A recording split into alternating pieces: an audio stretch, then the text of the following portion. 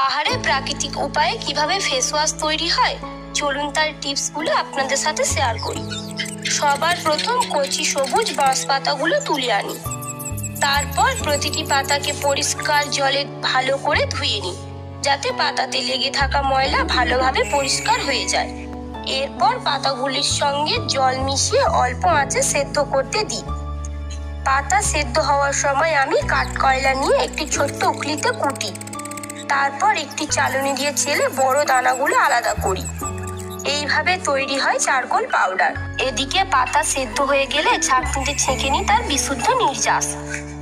সেই প্রাকৃতিক নির্যাসে অল্প পরিমাণে কস্টিক সোডা মিশিয়ে ভালোভাবে নাড়তে থাকি।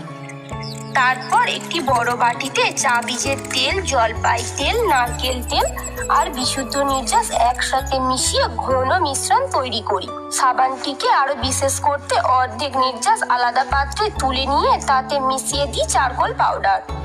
তারপর দুটো মিশ্রণকে কাঠের ছাঁচে ঢেলে 2 ঘন্টা রেখে দিই জমতে।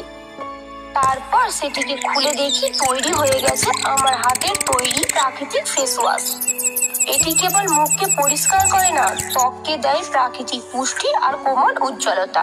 ভিডিওটি ভালো লাগলে লাইক করো, সাবস্ক্রাইব করো আর একটি সুন্দর কমেন্ট করতে ভুলে যেও না।